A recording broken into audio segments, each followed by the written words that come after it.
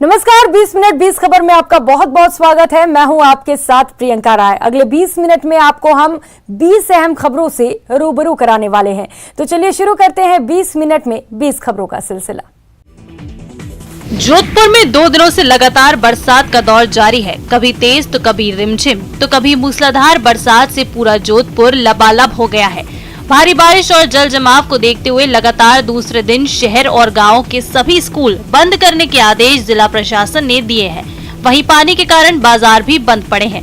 इस बीच जिला प्रशासन ने राहत कार्यों को तेज कर दिया है। वहीं जोरदार बारिश से जोधपुर के प्राचीन जल स्रोत रानीसर और पदमसर पानी से लबालब हो चुके हैं, जिसके बाद लोगों ने सालों से चली आ रही परंपरा का निर्वहन किया और नवचौकिया ब्रह्मपुरी क्षेत्र के लोगों ने इस बहते पानी की पूजा की और नारियल अर्पित किया।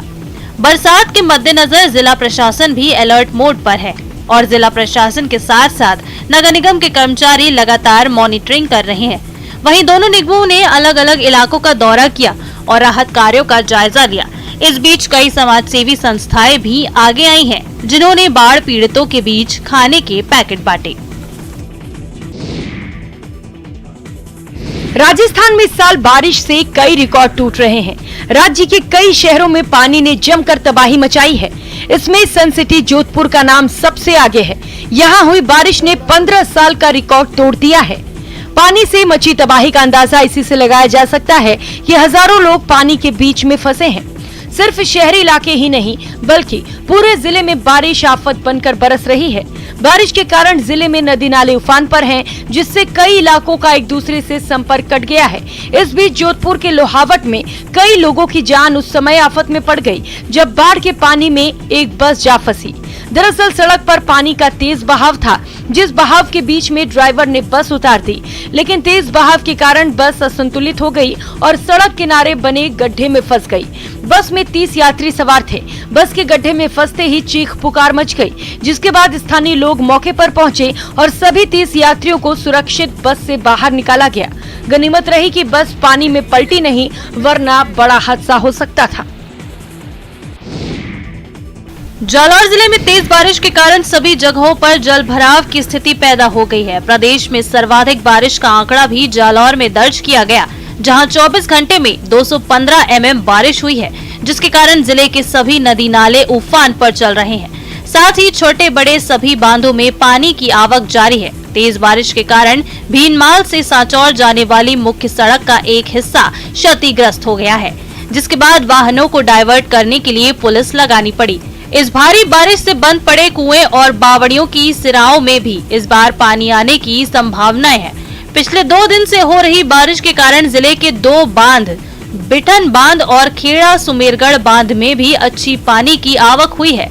बिठन बांध में 2.74 mm जबकि सुमेरगढ़ में 1.95 mm की आवक हुई। जालौर जिले में पिछले 24 घंटे से लगातार भारी बारिश के चलते तमाम नदी नाले हैं वो उफान पर है। तो वहीं जालौर जिले के कुछ हिस्सों के अंदर कक्षा 1 से 8 तक के बच्चों के छुट्टी भी कर दी गई है। तो वहीं बांधों के अंदर तेज पानी की आवक शुरू है, तो कहीं पर सड़कें धराशायी हो चुकी है। प्रदेश में रिकॉर्ड तोड़ बारिश से जनजीवन पूरी तरह से अस्त व्यस्त हो गया है। भारी बारिश के कारण नदी नाले उफान पर हैं, जिसके कारण कई जगहों पर लोगों को आवाजाही में भी भारी परेशानियों का सामना करना पड़ रहा है। भीलवाड़ा के कोटड़ी इलाके में क्षेत्र में कोठारी नदी में उफान के कारण कई पुलिया पर पानी की चादर चल रही है, जिसके कारण आवाजाही बाधित हो गई है। इस बीच पुलिया से लोग आवाजाही न करें, इसको लेकर पुलिस कर्मियों की तैनाती की गई है।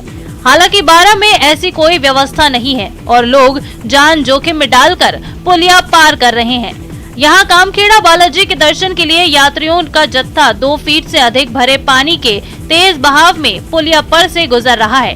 इतना ही नहीं, रोजमर्रा के काम को लेकर भी लोग इस पुलिया से आवाजाही कर रहे हैं। ऐसे में यहाँ कभी भी बड़ा हादसा हो सकता है। पूरे प्रदेश में मानसून जोरों पर है। अलवर में भी जोरदार बारिश के कारण रैणी इलाके में भारी बारिश से फसलों को भारी नुकसान हुआ है। किसान गोकुल राम मीणा ने अपना दर्द बयां करते हुए कहा कि 7 दिनों पहले शुरू हुई बारिश ने उसकी सारी मेहनत पर पानी फेर दिया है। पिछले 6 महीनों से खून पसीना बहाकर बाजरे और ज्वार की फसल तैयार की। लेकिन खेत में लबालब पानी भरने से खड़ी फसल बर्बाद हो गई और सारी मेहनत बेकार हो गई। किसानों का आरोप है कि फसल बर्बाद होने की खबर सरपंच को और तहसील में देने के बावजूद किसी ने भी मौके पर आने की जहमत नहीं उठाई। पटवारी आया भी तो दूर से ही कागजी खानापूर्ति कर डाली।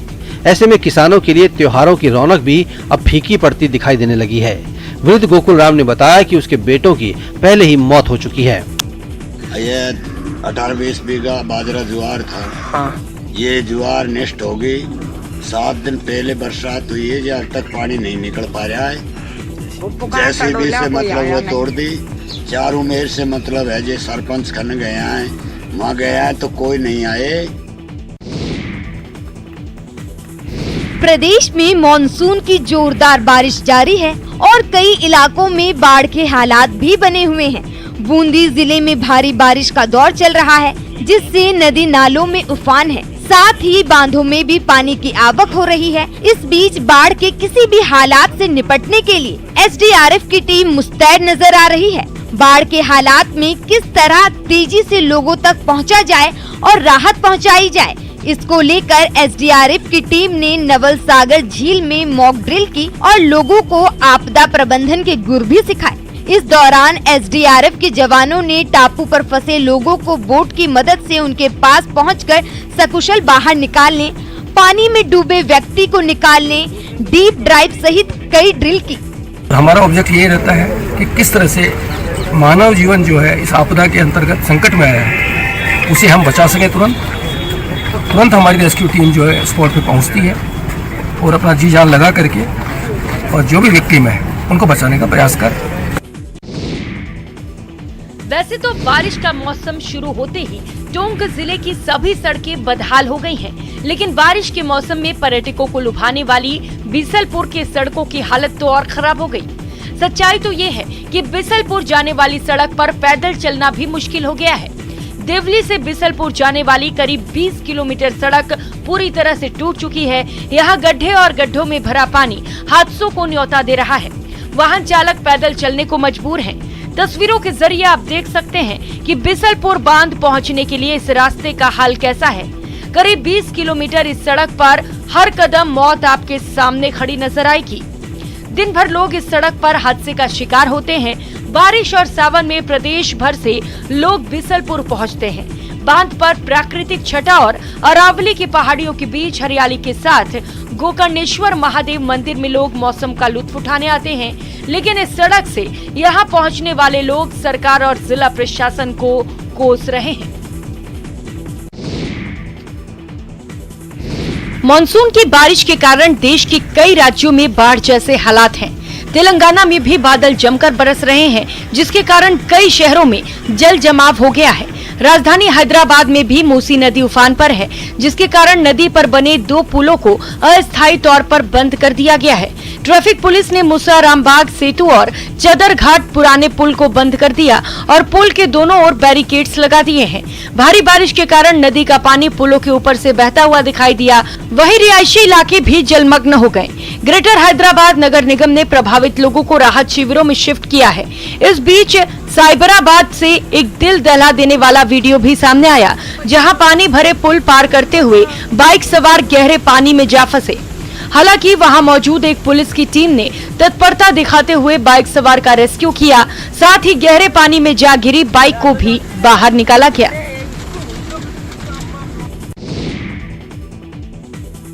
मॉनसून की जोरदार बारिश ने आंध्र प्रदेश में भी भारी तबाही मचाई है। राज्य के कई इलाकों में बाढ़ आई है और जनजीवन अस्त व्यस्त हो गया है। राज्य के सीएम जगन मोहन रेड्डी ने बाढ़ प्रभावित इलाकों का दौरा किया और बाढ़ प्रभावित लोगों से मुलाकात की, साथ ही राहत सामग्रियों का भी वितरण किया।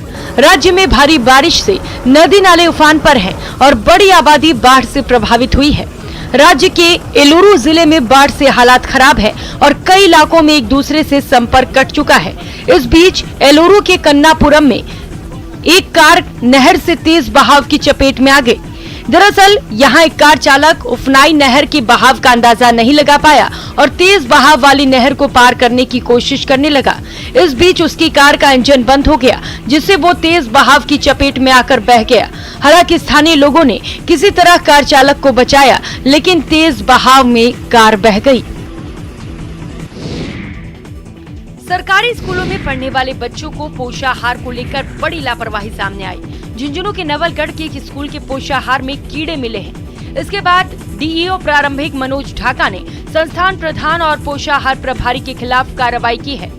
नवलगढ़ ब्लॉक के गांव बुगाला के राजकीय प्राथमिक विद्यालय लांबी जोहड़ी में जब जिला शिक्षा अधिकारी प्रारंभिक मनोज कुमार ढाका पहुंचे तो वहां अव्यवस्थाओं का आलम नजर आया।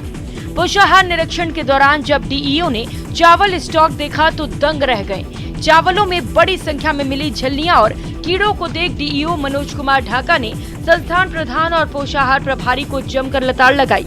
इतना ही नहीं, केस बुक पर भी मार्च के बाद से विद्यालय विकास प्रबंधक समिति के अध्यक्ष के हस्ताक्षर नहीं मिले, जिस पर डीईओ ने एक्शन लेते हुए प्रधानाध्यापक चंद गिराम और पोषाहार प्रभारी शिक्षिका के 1 दिन के वेतन कटौती के साथ नोटिस जारी किए।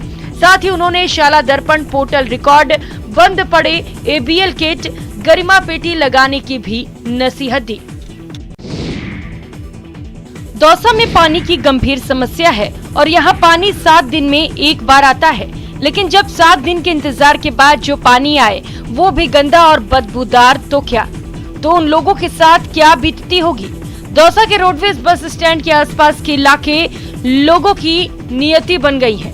पानी इतना गंदा रहता है कि उसमें झाग निकलता रहता है और इतनी बदबू रहती है कि आसपास कोई खड़ा तक नहीं रह सकता। बावजूद इसके लोग पानी भर रहे हैं और जलदाय विभाग को कोस रहे हैं। दुकानदारों का कहना है कि पिछले करीब 1 साल से इसी तरह बदबूदार पानी आ रहा है और अनेक बार जलदाय विभाग के अधिकारियों को इसकी जानकारी भी दी गई, लेकिन कोई अधिकारी नहीं आता है। कभी कभार कोई अधिकारी आ जाए तो वे मौका मुआयना करके चला जाता है, लेकिन समस्या का समाधान नहीं होता। बताया जा रहा है कि पेयजल की लाइन गंदे नालों में खुली हुई है, जिसके कारण गंदे नालों का पानी नलों के जरिए घरों तक पहुंच जाता है। ऐसे में आसपास के लोग अब इस गंदे पानी को उपयोग में नहीं लेते हैं। ये bus stand, road bus stand के सामने की ये पूरी लाइन की ही बात है। यहाँ पे 7 दिन में तो एक बार नल आता है और उस लाइन में भी इतना दूषित पानी आ रहा है, पीने योग्य तो नहीं, उसके हाथ लगा तो बदबू मारता है बिल्कुल।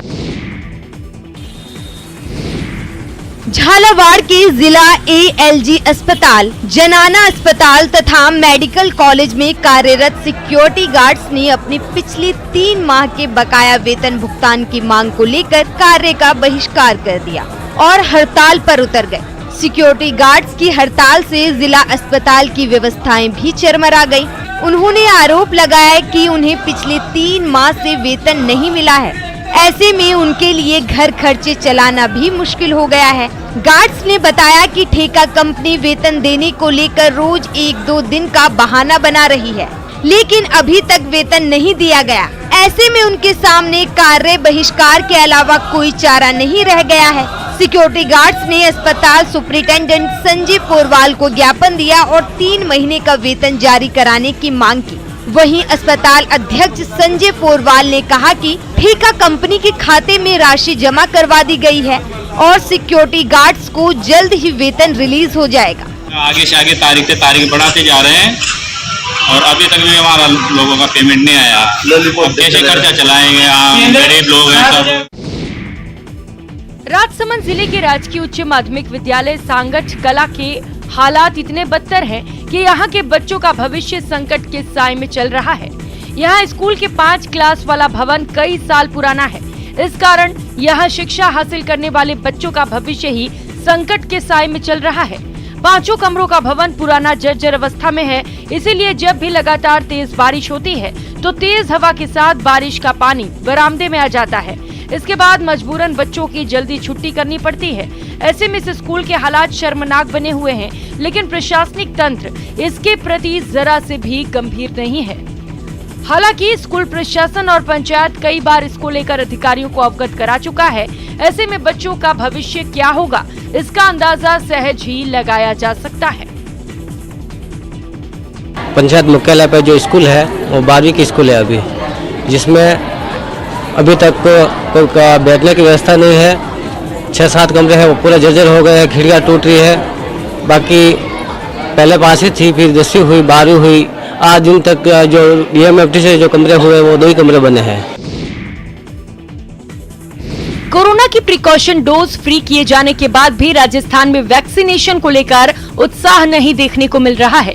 प्रिकॉशन डोज फ्री किए जाने के 12 दिन गुजर जाने के बाद भी प्रदेश में सिर्फ 11 लाख ही प्रिकॉशन डोज लग पाए हैं। ऐसे में वैक्सीनेशन अभियान को गति देने के लिए अब स्वास्थ्य विभाग ने हर घर दस्तक अभियान शुरू किया।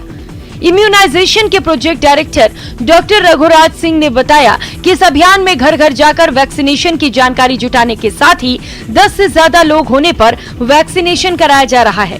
वैक्सीनेशन को रफ्तार देने के लिए धार्मिक आयोजन और अन्य समारोह के साथ साथ स्पेशल कैंप भी लगाए जा रहे हैं।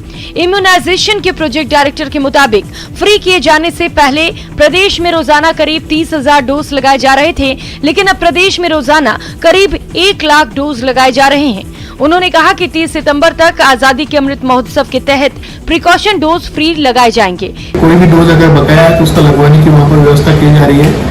इसके लिए टीम वर्क के एक टीम बना करके भी उनके नजदीक भेजते हैं और वहाँ पर जैसे 10 से ज्यादा लाभार्थी होते हैं तो वहीं पर हम वैक्सीन लगाने की व्यवस्था करवाते हैं।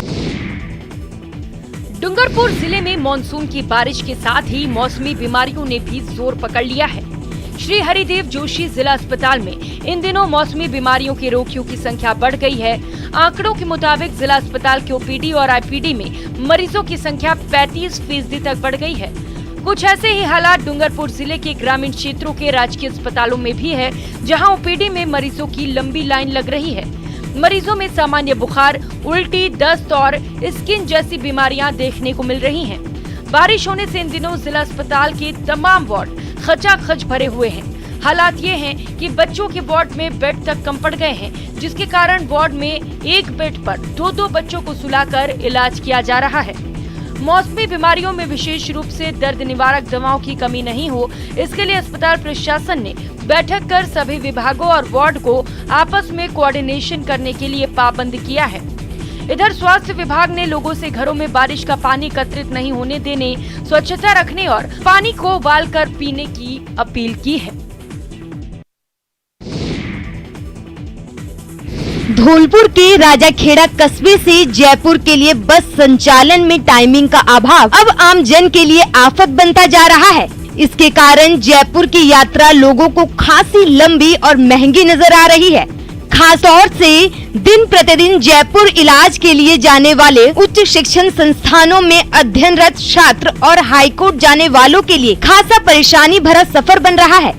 दरअसल राजाखेड़ा कस्बे से जयपुर के लिए रोडवेज की बस सुबह 6 बजे चलती है, जो दोपहर के करीब 1 बजे जयपुर पहुंचती है। ऐसे में यहां से जयपुर जाने वाले लोग ना तो अस्पताल की सेवाओं का लाभ ले पाते हैं और ना ही कोई सरकारी काम ही कर पाते हैं। बस सेवा खासी महंगी भी है, क्योंकि 300 किलोमीटर के लिए 309 रुपए खर्च करने पड़ते हैं। वहीं आगरा से सुबह 6 बजे जाने वाली इंटरसिटी ट्रेन में अनारक्षित टिकट सिर्फ 85 रुपए का ही है।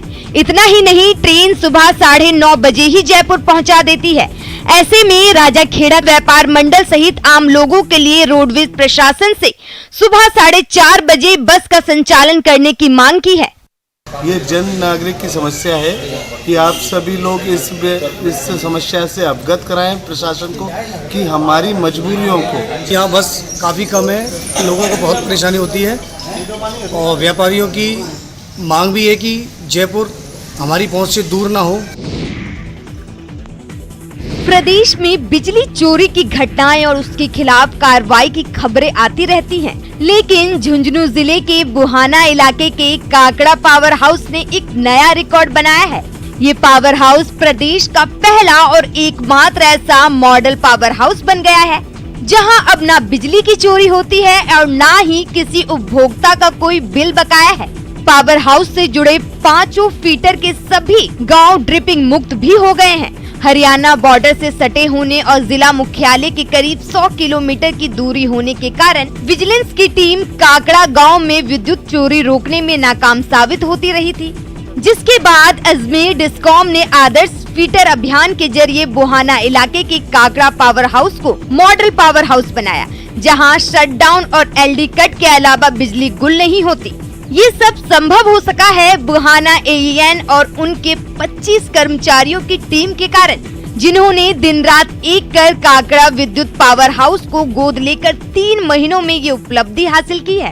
ग्रामीणों के अनुरोध पर हमने फीडर वाइज सीवर लगाए गए और अभी तक हमने 305 कनेक्शन सीवरों में दिए गए हैं। राज्य सरकार द्वारा जो पुराने विषयों के लंबित प्रकरण थे छूट दी गई है, उनका भी हमने करीब 80 उपभोक्ताओं का निस्तारण किया इन कैंपों में। नंदिनी वाटिका, प्रेरणा बघिया और गुड़िया फुलवारी लहलहाते और रंग बिरंगे फूलों के नजारे बूंदी जिले के पिपलिया गांव के राजकीय उच्च माध्यमिक विद्यालय के हैं, जहां बालिका संरक्षण का संदेश देने के साथ साथ बालिका शिक्षा को बढ़ावा देने के लिए स्कूल की 3 होनहार बेटियों के नाम पर ये वाटिकाएं बनाई गई हैं। 2019 में विद्यालय के गांव से बाहर बने भवन में शिफ्ट होने पर विद्यालय प्रशासन ने बालिका शिक्षा को बढ़ावा देने के साथ साथ पर्यावरण संरक्षण के प्रति लोगों को जागृत करने के लिए नवाचार किया और होनहार छात्राओं के नाम पर बगिया लगाने का फैसला किया। सबसे पहले होनहार बालिका नंदिनी के नाम से वाटिका बनाकर उसमें पेड़ पौधे लगाए, जिसके बाद स्कूल में बच्चियों के एडमिशन में काफी तेजी आई। 2020 में स्कूल ने छात्रा प्रेरणा के नाम से वाटिका लगाई और फिर 2021 में स्कूल में पढ़ने के लिए आने वाली नन्ही मुन्नी बेटियों के नाम से तीसरी वाटिका बनाकर उसका नाम गुड़िया वाटिका रखा। इस साल विद्यालय प्रशासन ने विद्या की देवी यानी सरस्वती के नाम से विद्यालय परिसर में चौथी वाटिका बनाने का काम शुरू किया है, जो अभी किसी की मुस्कुराहटों पर हो निसार, किसी का दर्द मिल सके तो ले उधार, किसी के वास्ते हो तेरे दिल में प्यार, जीना इसी का नाम है। और कोटपुतली के रतनलाल शर्मा इसी फिलॉसफी को पिछले 10 साल से जी रहे हैं। उन्होंने समाज सेवा को ही अपने जीवन का उद्देश्य बना लिया है। सांगटेड़ा गांव के रहने वाले रतनलाल शर्मा ने कोटपुतली स्थित जेल को पिछले 7 साल से गोद ले रखा है। शर्मा जेल में जाकर कैदियों को मुख्य धारा से जोड़ने का प्रयत्न कर रहे हैं। इसके लिए कैदियों के लिए योग शिविर करवाना, भजन और सांस्कृतिक कार्यक्रम करवाकर कैदियों के बीच भगवान के प्रति आस्था जगाने का काम कर रहे हैं। साथ ही पर्यावरण संरक्षण के लिए कैदियों को जागरूक कर सघन पौधारोपण भी करवाते हैं। कैदियों का कहना है कि हमें बहुत अच्छा लगता है कि हमारे बीच ऐसे समाज सेवी आकर कुछ सिखाते हैं।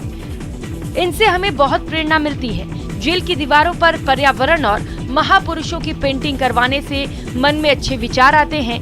कैदियों के जीवन को सुधारने के अलावा रतनलाल ने 1 लाख पौधे लगाने का संकल्प लिया है और अभी तक 60,000 से ज्यादा पौधे लगा चुके हैं। सन सिटी में इन दिनों हॉकी खिलाड़ियों की जोर आजमाइश देखने को मिल रही है। दरअसल 26 से 29 जुलाई तक राजस्थान स्केट एसोसिएशन और जोधपुर स्केट एसोसिएशन के तत्वावधान में federation cup 2022 inline roller hockey प्रतियोगिता चल रही है। भारतीय रोलर स्केटिंग महासंघ की देखरेख में होने वाली इस राष्ट्रीय स्तरीय प्रतियोगिता में भारत के रोलर और इनलाइन हॉकी की सर्वश्रेष्ठ 8 राज्यों की टीमें हिस्सा ले रही हैं, जिनमें महिला और पुरुष वर्ग की 8 टीमें शामिल हैं। इस प्रतियोगिता के दौरान 350 खिलाड़ी अपने खेल का जौहर दिखा रहे हैं। इससे पहले 2017 में भारतीय रोलर स्केटिंग महासंघ ने 54वीं राष्ट्रीय roller inline hockey upline and downhill championship का भव्य और सफलतापूर्वक आयोजन जोधपुर में किया था, जिसमें भारत के 20 से ज्यादा राज्यों की टीमों के करीब 2000 खिलाड़ियों ने भाग लिया था। इसके बाद 2018 के जून में भारतीय रोलर स्केटिंग महासंघ ने कोरिया में हुई एशियन चैंपियनशिप में भाग लेने वाली भारतीय इनलाइन हॉकी टीम का प्रशिक्षण शिविर आयोजित किया।